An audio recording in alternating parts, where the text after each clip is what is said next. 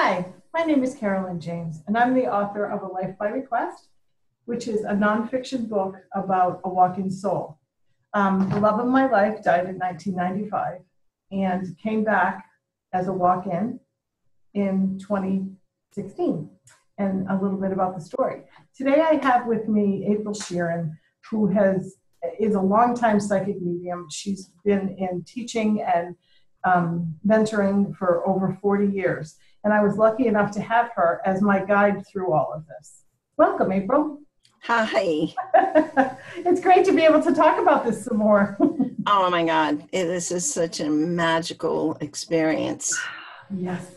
So from the minute we started meeting way back when, what was your perception? How did it all unfold to you? Well, I would say, first of all, it's like you never know what to expect or what spirit's going to bring me when I meet somebody. And you and I both know that I had never met you before. So here I am, you sat down, and this man standing there larger than life, explaining to me how he was the love of your life and you were his. And that ultimately that there was an unfairness in your life. Now, my job is to repeat whatever they say, how they say it, so that ultimately I'm just bringing to you exactly what was going on.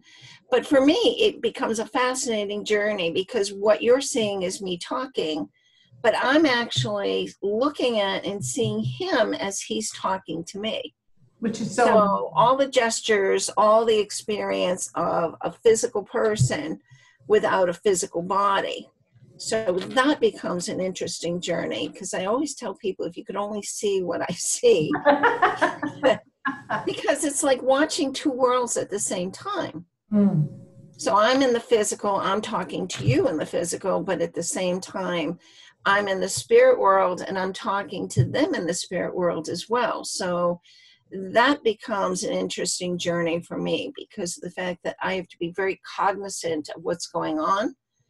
I have to be very conscious of their own behaviors because, not all spirits are nice and not all spirits tell the truth. But the fortunate thing is the very first thing I was taught is discernment. Discernment means that I can tell whether a spirit is telling the truth or not. And he was so adamant and so deliberate with his communication. And as I said, for him, I could see him as easily as I could see you. Right. And we should probably clarify the him. His name is Jay, and he died in 1995. Jay and I right. in the 80s and 90s. And he had died in 1995, and when I first came to sit in front of you was 2011. Right. Yeah, and the first thing you said to me was, do you know what a walk-in is? To which I replied, no.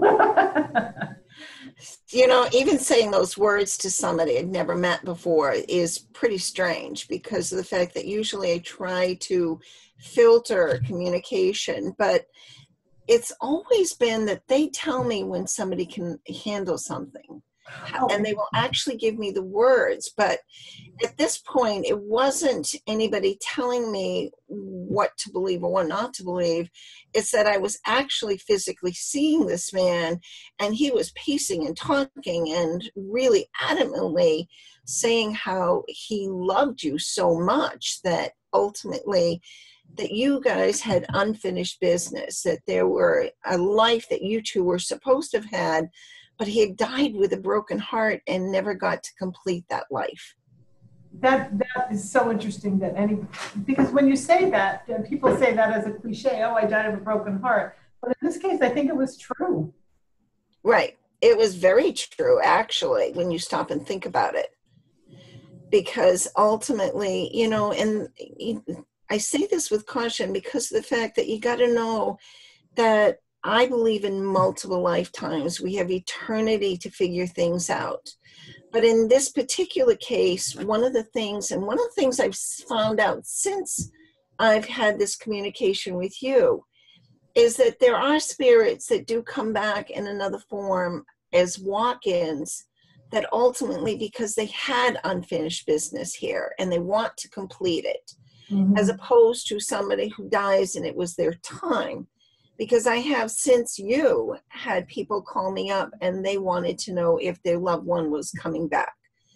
And the truth is that unless there is unfinished business, that there was a contract, you actually had a contract with him that never got finished. Which was really interesting how we found that out as well. I mean, I didn't know that at that point when we had first met. I didn't even realize that contracts were written for your life. So in essence, he had an unfinished life. He had an unfinished life with you. And that's what gave him the precipice that allowed him to come back as a walk-in. But the first thing he had to ask is your permission to go to your present husband, who was not happy and was not happy being here, to switch places. Now, in the book, it pretty much follows through with the fact that ultimately that he was supposed to come back and he was supposed to go on and build his career. You were supposed to go on and build your life with your children, and that you would have met up later on.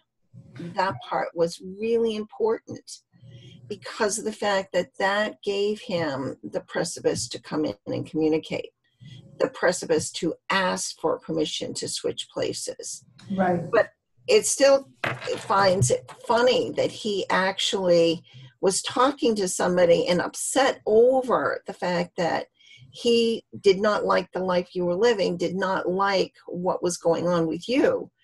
And that somebody said to him, well, do something about it. And he said, well, then I will.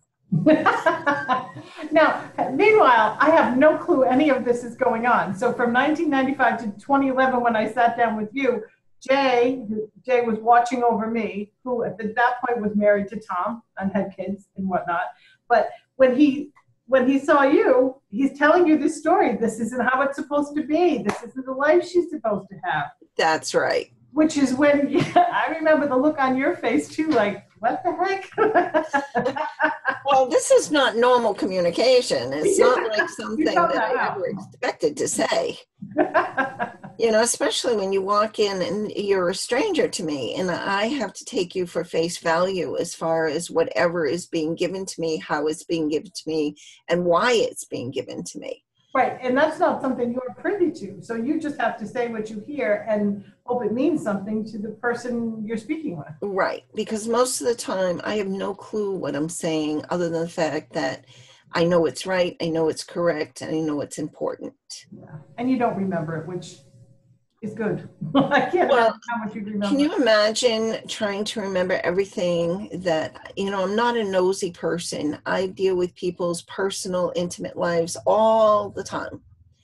So that ultimately, you know, if it's not my business, I pretty much stay out of it. Yeah. So now, we did find out during this whole process that you were actually chosen to be the guide and the medium for this, which is really interesting. It is interesting that synchronicity brought us together, and ultimately it's not like they came to me and said, do you want to do this? Yeah. Hey, this lady's got this thing going on, you want to talk to her? They just appeared, you know. So, you know, in the journey that we've had together is talking to the guides that were responsible for helping make the switch. There was so many details behind the scenes that most people would never have understood or known as far as what kind of communication. And even in the process of his seeding himself into his physical body, the changes that took place and the time that it took for that to happen. You know, I remember so strongly being in that airport and all of a sudden I get incoming. Incoming means I get a message from somewhere and they just are talking to me. And it said, call her up and tell her the switch has been made. Now I'm standing in an airport ready to get on a plane and I get this message. And did you recognize this message? Did you know it was about this situation, or did you just... That's the funny thing about it is there's no question. When I have had experiences where I had a gentleman one time, I was doing a message circle for a group. And this man walked up, tapped me on the shoulder, and said, I want you to turn around right now and lean over to him and say, there goes Dumb and Dumber. Now, that is, I looked at him and I said, you want me to say what? But it wasn't a question. He wasn't the only male in the room, but I absolutely knew who he wanted me to talk to. That wasn't a question.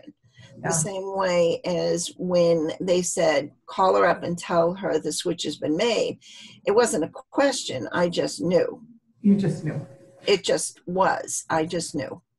So from that point on, I know that I think we probably met, I don't know, 4 times a year while all of this was going on.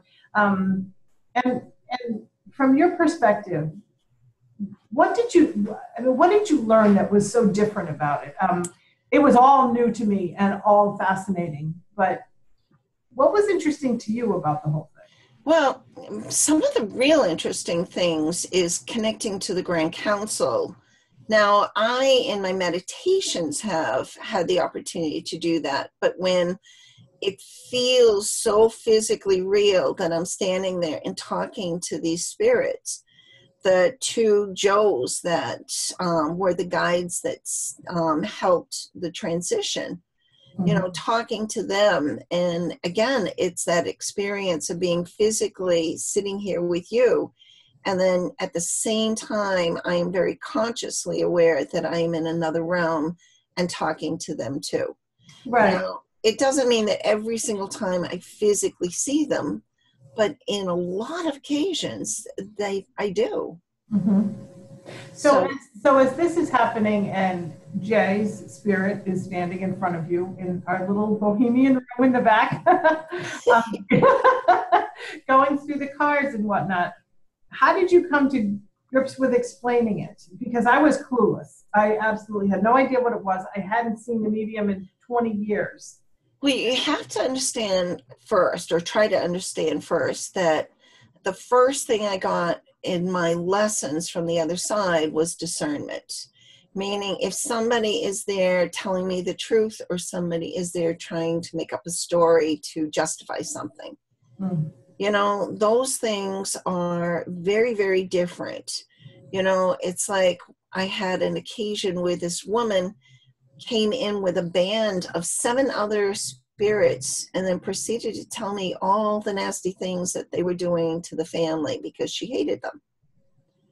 Now, in that process, I had to relate that to the daughter who she was talking to, but at the same time, being very much aware that just because she's passed a spirit doesn't mean that she spiritually grew or understood.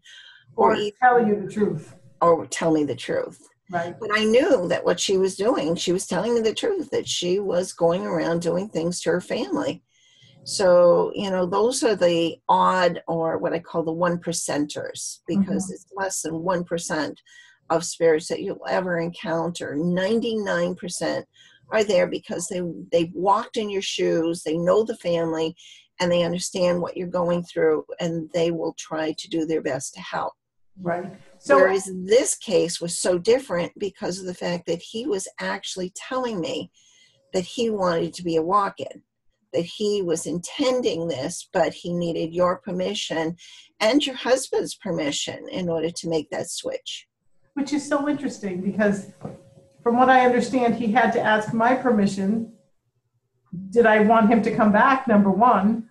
And when I said yes, then he had to go to Tom, my husband, and said, do you want to leave? I mean, chronologically, that's kind of how it happened. That is chronologically how it happened. He did ask your permission first. And I don't know the reason on the spirit side why he had to ask that first. But I think that they needed to make sure that you were okay with this before they ventured any further. Right. And thank heavens we were on this journey together, because had we not, I don't know that any of it would have happened the way it did anyway. Right. And I think that because I've not been trained as much in the physical plane, but on the spirit plane, it's probably why they chose me. We were down in Connecticut when we did a reading, and it actually made me blush a little bit when they said that they chose me because they knew that I would not be jealous of you having this kind of relationship with somebody. And to me, every time I meet somebody who has this kind of relationship, it just proves how possible it is. Yes. And that's what people need to understand. You know, it's like, I remember years ago, the very first time I actually physically saw what I call dead people. I've talked to spirits my whole life, but actually physically saw dead people. And I had to tell this woman her husband was going to pass. And ultimately, they said to tell her that her husband loved her so much that he did not want to leave her alone, but she had to love him enough to let him go because he didn't deserve to be in the kind of pain he was in. Oh. And then That's so important. in the finish of it, they said to tell her there was somebody on this earth plane that needed to know there was that kind of love to be had here. Yeah. And when she gave that message, that she'd get to go home and he would be waiting for her. But until then, he had to go and she had to stay. From that moment on, I've never questioned how they come, why they come, the way they come. They just do. Yes. And to me, it's a blessing. You know, I can honestly say if I died this very moment, I've left this life a better place than when I started. And that's the only thing that's really important to me. It is. And it's what we all strive for. And it's what I think we all hope for. Yes, exactly. Now talk a little bit about the negotiations that happened after the permissions were given. Oh my God, the negotiations, 18 months of negotiation? Talk a little bit about that so people can understand it. Well, one of the things that really came out of this that was really consciously aware is the fact that he said, that there had to be 18 months between the time the contract was created till your husband on this earth time, Tom. Okay, Jay and Tom, yeah. So Jay said there had to be 18 months? Had to be 18 months before he would take that body, because he didn't want to risk the chance that Tom would turn around and change his mind. Which he could have? Which he could have at any point during that 18 months. So that's why we had to wait as long as we did. And I know it wasn't easy for me to wait, but... But my funniest negotiation was when Jay said to me, he wants us not to have sex. He wants him to have an accident so that he would be impotent. So yeah, Tom's body. So now we've got Jay's soul now in Tom's body, and Tom didn't want Jay when he was in Tom's body to have sex. Right. He said, you can have her, but I don't want you two to be intimate. Well, happy to say he lost that part of the negotiation. Well, he said he wasn't going for that one.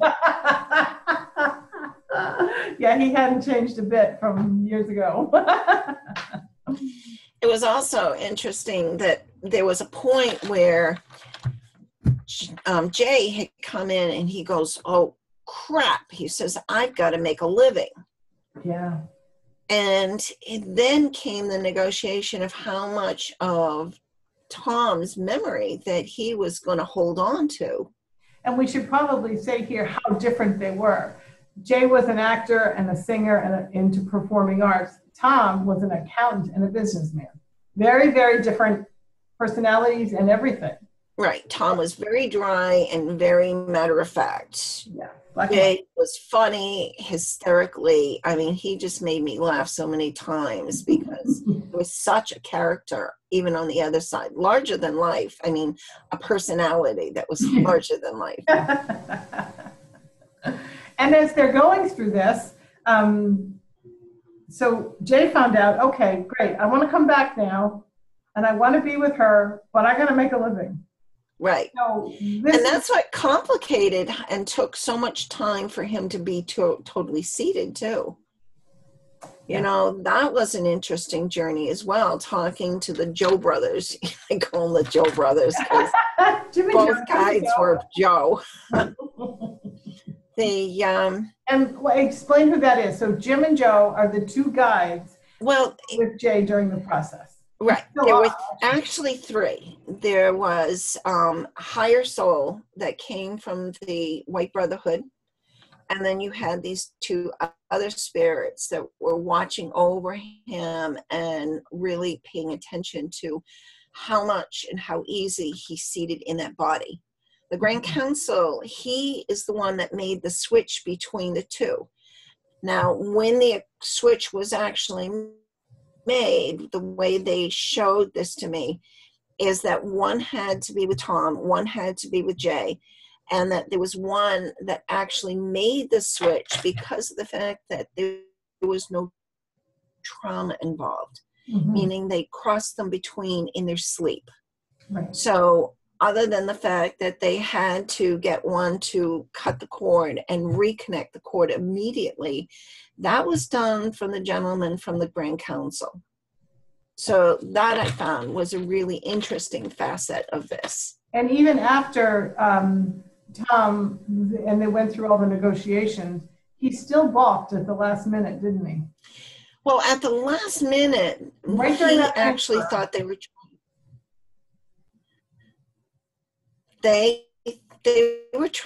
he thought they were trying to trick him. All right. And ultimately almost pulled back the last minute, but that didn't happen. So they just kept them both calm and made the switch. But there was some trauma involved in the actual switch of the two. And then fast forward the next day, you're at the airport getting your download, tell her the switch has been made. Right. But it's also interesting is that it did create ripple effect in the physicality of Tom's body when Jay took over. And okay, so I should probably explain at this point when this transfer did happen, which was July 28th, 2013. So that was 21 months. It was almost 2 years. So they went a little over that 18 months. But so I was expecting, okay, here's Jay plunked into Tom's body, and off goes Tom back to spirit, and it wasn't at all what it felt like. So the seeding process from there had to take place. So initially, there were definitely personality changes. There are things that I saw that happened very slowly. But what are we in year 6 now? And he has just become seeded? Well, actually, if you remember right, the initial seeding was when you went to Hershey, Pennsylvania, and to Block Island. That was the initial seeding. And that's when they realized that they had to pull him back because he didn't have a clue about the things that Tom had done. Jay didn't have a clue about the things that Tom had done at that point. If you remember back, that was the week that he spent trying to make sure you were happy. Oh yeah, it was very different. And I remember right on Block Island, his personality was completely changed. His family, we went all the time with his family. His family kept saying, "What happened to him? What happened to him? He's so happy. What's going on?" And his personality completely changed. So right. His wonderful personality in this body that used to be miserable. But I think for the guides, I only got him for a week. Well, but for the guides, I think the moped effect was, and you can explain the moped effect. The moped, I like that. So when we were in Block Island, so Tom was he was a ship's captain. He was, we went to Block Island and rode mopeds for years. A few times for years. Now, here comes Jay right after the transfer 2 days later, and we decided to rent some mopeds. And we got on the mopeds, and we had to take a little test just to make sure we could do it. He crashed into the wall, hit a fence, hit a sign. Everything went over, and he wasn't able to get his moped license. So this is very out of character for him. And we're laughing about the whole thing and the rest of it. So that's the moped effect, is that although the memories and what Tom could do in his body, his cellular memory, was overshadowed by Jay, who couldn't ride a moped. Right. And that was the whole point. Yeah. Because remember, the reason why this extended so long, not just the 18 months, was because of the fact that he came to realize that he had to make a living and that he couldn't go back to acting from the body he was stuck with. And he did make a big deal out of the body he was going to be stuck with. He's not happy with that body. You got to remember, he died when he was still young and virile. Yeah, exactly. And now he's married himself into an old man's body, an older man's body. Exactly. Who was never as active as he was anyway. So right. So anyway, it was at that point they realized in order for him to do Tom's job, they had to pull him back enough so that the cellular memory of because remember, our learned patterns get put into our cells. Mm-hmm. And they had to pull Jay back enough so that he could rely on Tom's cellular memory, which also complicated his behaviors at times too.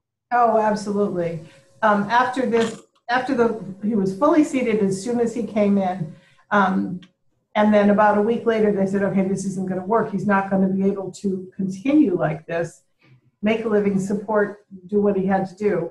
So at that point, they pulled him back a little, and I could see that. I could tell those differences from one week to the next, which was really interesting. So he came in all at once, then was pulled back, and then from there it was a very slow process to be seated and to see. And do you think it was to remove the cellular memory, override the cellular memory in the body? What do you think that was? The way that they explained it to me is that we have to think of how many things we do in any given day which are knee-jerk experiences. Mm-hmm. Meaning our learned pattern is so ingrained in us that we just do it without thinking. We drive without thinking. We do a lot of things. We walk without thinking. Well, everything that we've learned that we do on a regular basis actually becomes part of our cellular memory. So that ultimately they had to leave Tom's cellular memory intact in order for Jay to do that job, which meant he was partially seated at that point, but not fully seated, mm-hmm. which also complicated it because they had to measure back and forth as far as how much they can actually. And if I remember right, there was a point they said that Jay had not been doing the job long enough to take over Tom's memory.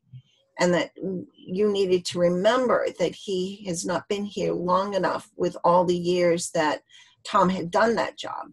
Mm-hmm. So that they needed to make sure he could incorporate both, that his personality would slowly take over that cellular memory. That much they knew. But the time and how to do it, this is not something that ever done before. Because under normal circumstances, the person here was asking to go. So that the switch would have been made without concern or worry about the cellular memory. And the other part having to do with the trauma that you also mentioned earlier. Typically a walk-in, well, let's talk a little bit about why it was so different, but the piece of the trauma part very often will clear out the cellular memory, so now they're starting from scratch. And that's what they've told me, is that the trauma itself actually acts as a reset to the memory, meaning you're in crisis and now you've got to find a new norm. Right. And whereas this case, Jay was overriding the norm. Right. Override the norm. So, and remember, a lot of it had to do with the need for Jay to actually take over Tom's memory of doing that job. But as you saw, he did a better job, which also led for complications later. All kinds of complications later, yeah, exactly. But yeah, from the standpoint of why it was different, and what I thought was so interesting is when you talked about the Grand Council and how involved they were in this. This had never happened this way before. That's what they said. They said this had never, ever happened this way before. This was a totally new experience for the spirit world, and that they didn't know all the rules that had to be followed. And there are rules. You know, I talked to a lot of very educated souls that have left this earth that can review how they lived here and review the world they're living in now. And they said that this world is kind of like The Matrix, the movie The Matrix, that we live in a reality that feels so real to us, and yet it's split seconds of a real soul's time. So our reality and their reality of what happened becomes completely different. Yeah, which I know that came up a few times when I was, okay, when is this going to happen? Let's go, let's go. And to them, it was going guns a-blazing, as you said. But to me, it did. I thought it took forever. But the part of it that was different was that here was a spirit on the other side asking someone specifically, "Hey, you want to leave so I can go in there?" So right. Logistically, it made sense for him because I was married to a guy who wanted to leave and he wanted to come back and be my husband. So happy day. Well, you were married to somebody who wasn't happy. Well, exactly. How to be happy. Right. And that's why the permissions were there and right. whatnot. But I think about it now and I wonder, had there been a trauma, if it would have been easier on Jay. But well, the other thing is that had you not been married to this man and he wasn't there readily available and unhappy, what would be the circumstances that they would try to use at that point? But at that point, Tom and Jay literally were available to each other, and he got permission to go ahead and ask. And I thought it was interesting that how would he know Tom was so upset? But if he had been watching over me all those years, as you said, he was watching over Tom too. Well, like I said, he made he got the idea because somebody else said, "Well, do something about it." Because he was apparently complaining to them on the other side that you weren't living the life you were meant to have. You weren't living the life you were supposed to have. Which is so interesting when you think about the fact, and I don't, and many people don't know, your life was planned before you get here. You've got an agenda. And of course, your free will can kick in at any point and change that agenda, but there's a plan. Well, everybody is different. Every reason why somebody's coming in is different. So that I find that some people have their careers mapped out. They have the protection if they go off course. Other people, they wing it. They're going to grass or it. I don't think I was one of the wingers. But for the most people, it's like you and Jay had a plan to meet up after a certain point. Mm-hmm. Because he wasn't really going to have the time and energy to concentrate on a family, and that's what you wanted. So it's kind of like, you go do what you need to do, I will do what I need to do, and then later on we'll hook up again. Right. Which is where it all derailed. Right. Exactly. But it comes down to the fact that, that point where he had asked you to come into Boston, and that ultimately you didn't go. And that became an issue between letting you understand that and holding that part back for a while till you were ready to kind of understand or deal with that. Oh, exactly. And because I was a novice, if you will, or really didn't understand, I was open to all of it. But I didn't understand it and really had to take it one little piece at a time. But you also remember that when I finally told you that had you gone into Boston, he would have held on to the hope. But he lost that idea that the two of you were going to be together, and just kind of gave in and gave up at that point.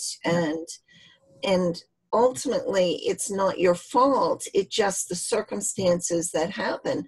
And that's what happens in a lot of people's lives, is that we pick this door, not that door. And ultimately, you can't look back and regret that you changed those doors, but you can't go back and re-choose that door. Yeah, exactly. No, I know what you're saying. It's And so the universe tries to bring that around back to you in another way. Mm-hmm. Yeah, which is exactly what happened here. Right. So throughout this process, what surprised you the most? I think the intensity of the guides that I worked with you and with him, the frustration that you had and trying to temper what it is I said and how I said it to make sure that you didn't derail and get yourself lost. Yeah. Those were all processes that I had to be cognizant and very much aware of during this process. So as you're communicating with spirit, there's and saying whatever, you explained it to me once that you just see a scene and you know all about it and what's being said and the players in it. Well, that's there's got to be a backstory to that there's no way you could explain. Is that what you mean by that?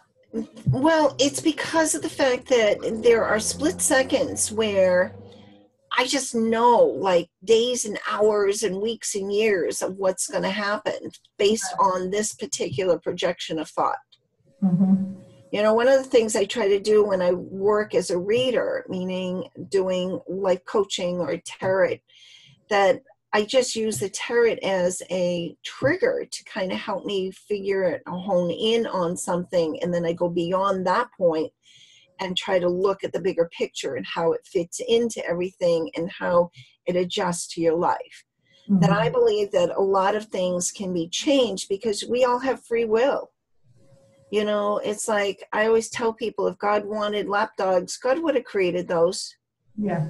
But we have free will and a mind of our own, and that we can alter or change things. We're not puppets in God's world, but we are given things to help our souls grow, to better understand ourselves and better understand our place in the universe. Right. I really believe that that's what all of this is about. People get so caught in the better than less than. Was I good enough? Did I do that wrong? Or what I call the not yet God syndrome. I know you want me to get to that, but I got this crap down here. Do you see how much crap I'm dealing with? Yeah. I'll get to it. I'll get to it. And hopefully someday you will get to it. But your story is one of the most unique in 45 years. It's 45 years now that I have been reading. Professionally, I've been reading since 84. Wow. And in the process of that, the communication with this, I don't think I've ever come across anything as unique or as special as this has been, as being able to participate in this. Oh, sure. And why is it so different? It's like you made friends with Jim and Joe and everybody else and all the spirit guides, like you're buds now. Right. And they know me well, but obviously they must have checked me out and knew me before that I knew them, because they did say I was chosen for this. Right. Oh, absolutely. I think they vetted you for whatever reason. Right. And a lot of that, you know, again, I feel privileged because of the fact that this has been a magical mystery tour. Yeah. I feel pretty grateful myself. That's the whole thing is wonderful. So what part about this journey that we're going through makes you stop and go, Things that make you go, I would say pretty much through the whole thing, I've stopped and went, Much because I'm very analytical. I have a very strong science background. My favorite things to study was always quantum physics, and now I'm working on fractal science. And that's really because I want to understand the science between the worlds, not just this world. Fascinating. Yeah. So that I have a very practical mind when it comes to, when I have something happen, I stop and I analyze, I look at all the aspects of it and what created, because I believe that everything follows a natural law. But I also believe that a lot of people are waking up to the idea that both worlds exist and that somehow we're communicating between those two worlds. Finally. That we're not just left alone to deal with this, and that there's nobody up there saying, you know, I like this person, but I don't like you. Yeah, yeah. Not happening. It doesn't happen. So all throughout the process, you've stopped and analyzed a lot of it.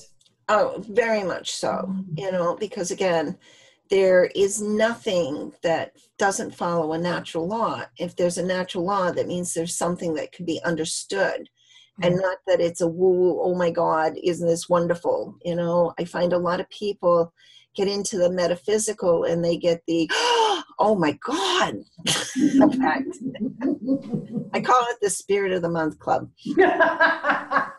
Yeah. Who are we going to follow this month? Who are we going to follow, and who's got the biggest and better idea than the next person? Yeah. If it's not bigger and better, it must not be good.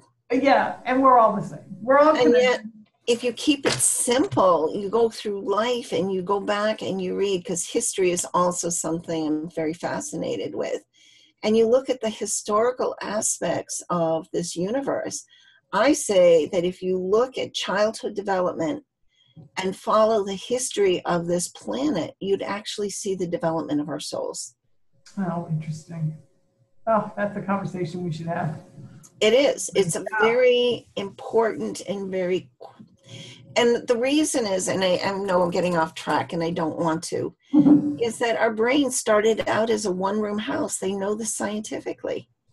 And that we've grown new rooms onto that house. And at some point, those rooms got initiated. And you have to believe that some people woke up to those rooms before others did. And that's what I believe is right now we have a right brain and a left brain. It's the newest part of our brain. But there is a merging of the right-left brain. If you look at the planet itself, Western philosophy is marrying Eastern, Eastern is marrying Western, that there is a merging of the right and left brain. Now, right, left brain is what we call the men are from Mars, women are from Venus thing. Right.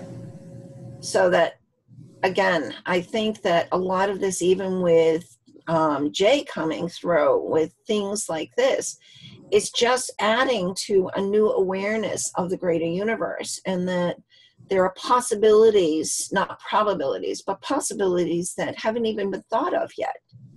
So why do you... I'm sorry. That's okay.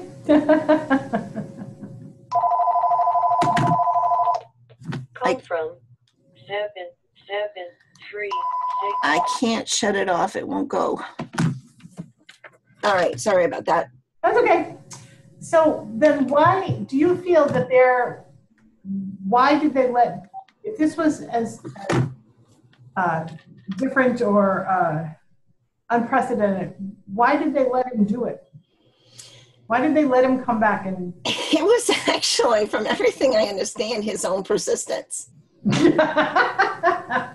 It was because he was that persistent. He was not going to take no for an answer, and he was going to find a solution to this because he wanted your life to be better than it was. And he couldn't do it from where he was, and he knew that he was supposed to be with you.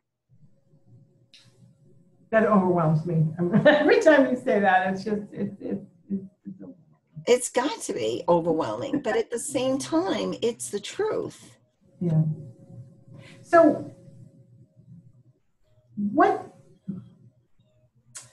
did you learn personally through all this? I think that I learned a lot more about the two worlds, which is something that I'm always fascinated with. Mm-hmm. The fact that the eternal love, it's like when I talk to spirits, there are some people that are as married in the spirit world as they are here. There are some people that they become best friends, and other people, they never talk to each other. So that, our connections to other people's souls and how we're connected becomes a very interesting journey as far as the bigger picture. And I think that when I do a reading for somebody, that's what I try to always include, is what is the bigger picture here. Yeah. And I think that's what makes me a good life coach, is because I can put your world into perspective to your whole soul, not just the physical world you're living in right now. Yeah, exactly. What kind of lessons do you think people can take from this particular story? I know there's so much more to it than we've had a chance to cover, but. Well, what's happened is actually very interesting. I actually have a gentleman down in Florida where, because of a possession, and I know this is kind of another off topic, but this woman committed suicide. And ultimately, I've talked to her from the spirit world, and I've talked to him, and she did not finish her life here. And there is really a lot of talk of how she can come back to him. But the problem is, unlike you, you had somebody standing there ready, waiting that he could go to. This isn't the case for her. So that's going to be more complicated. There is, on the other hand, somebody who was told that her husband was coming back. And I talked to him and he goes, no friggin' way. Well, we have laughed at the fact that people are going to read this story and go, oh, I can get myself a new husband. No, I can get my husband back. Yeah. And that becomes the complication, because if it was not unfinished business, then that's not possible. Right. They, however, can join with you in the love that they have, where they will work from the spirit side and connect with you. And when my husband died, after my husband died, I actually found out when you go into REM sleep, you actually cross over. And that you can connect to somebody in the spirit world and walk and talk with them if you set the agenda. But I find that it's too painful an experience for a lot of people, so they don't do it, or they don't remember it. Yeah. Yeah.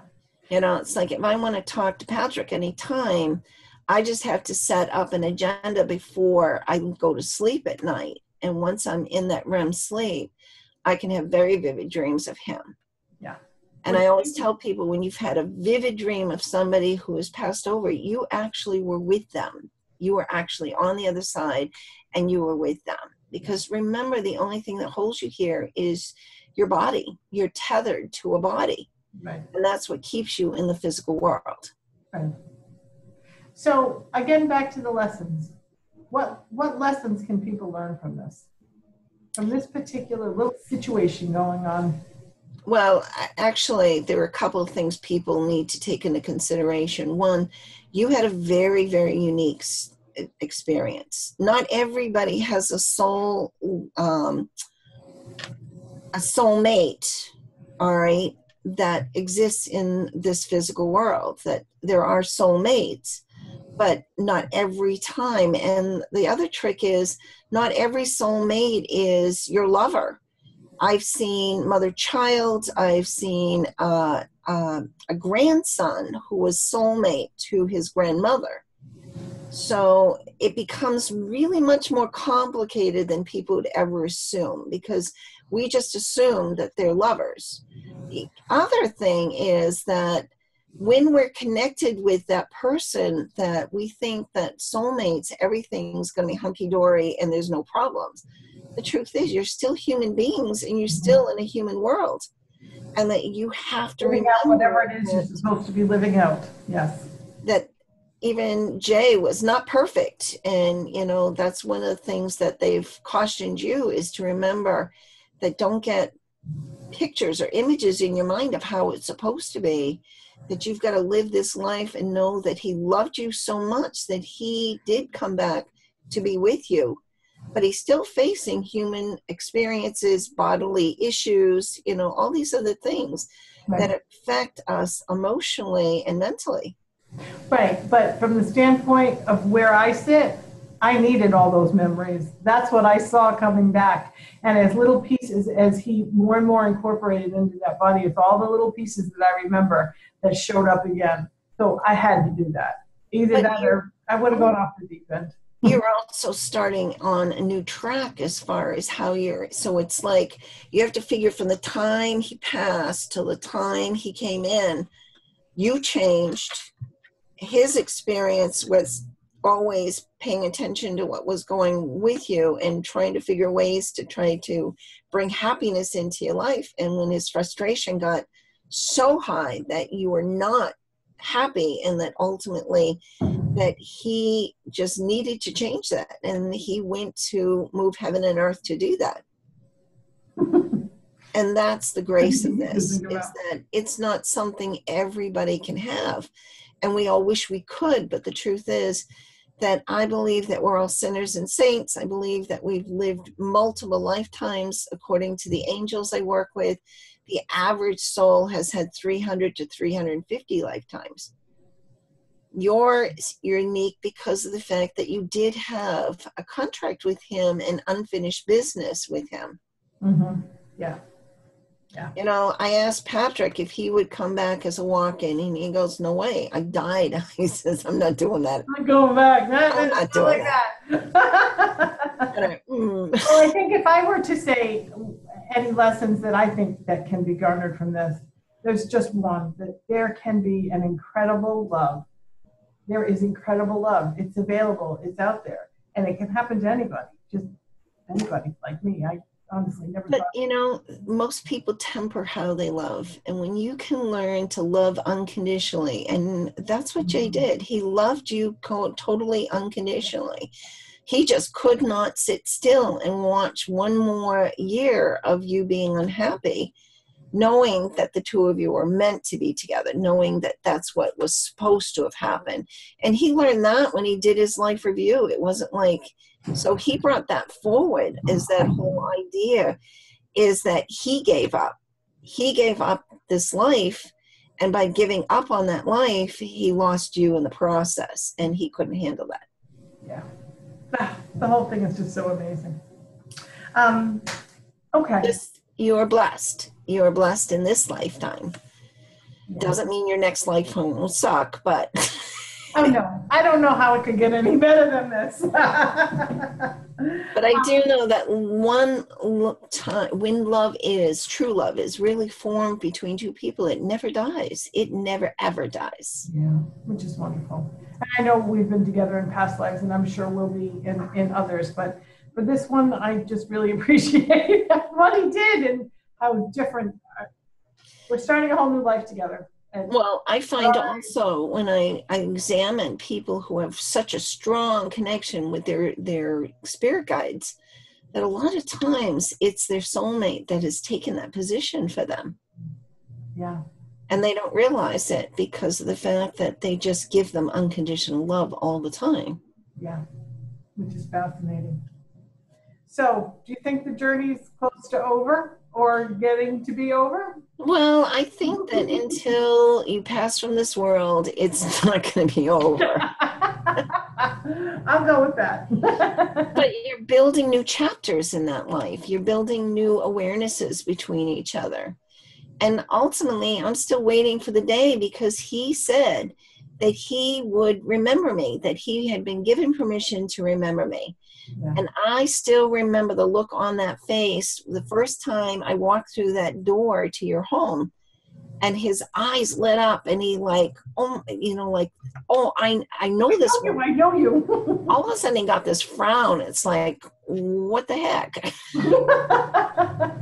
Well, we should probably let people know that when Tom, before Tom and Jay had their little switch, Tom was kind of afraid of April and your abilities and your gifts. He didn't believe in any of that, so he kind of stayed away.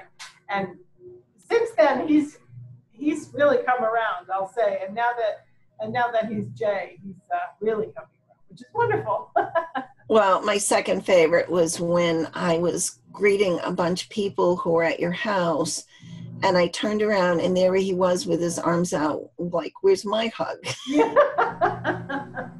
That was all Jay. That was sweet. Oh, well, this is great. Thank you for chatting. Any other thoughts you want to share? Just that, you know, enjoy the love that you have.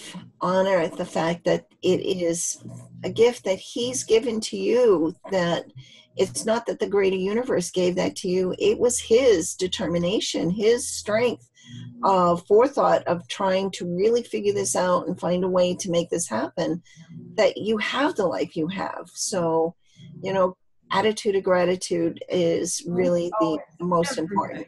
Every day. And that it is a blessing that he had that strength and fortitude. Yeah. Yeah, it's been amazing. And I thank am you to so you. happy for you. Thank you. And thank you for being part of this journey. I know we're two people who did not know each other at all, got thrown together, and it's been a blast. I've got to say, I so appreciate it. I don't think that if you weren't the person you are, that he would be so consistently persistent as far as doing that. So just take that because of the fact that I know it was because of who you are, that it wasn't just that you were here and lonely and sad. It was because of the fact that you have a great, awesome personality. It serves you well. Thank you. Thank you so much, April. I appreciate it. If you want to talk to April, you can find her at actually aprilsheerin.com. And she does amazing readings, and she's, I don't know, become one of my best friends. Let's put it that way. Thank you so much for joining us today. You have a blessed day. Thanks, honey. You too. Take care. All right. Bye-bye. Again, the name of the book is A Life by Request, and it can be found at alifebyrequest.com. Thank you so much for joining us today. Take care, everyone.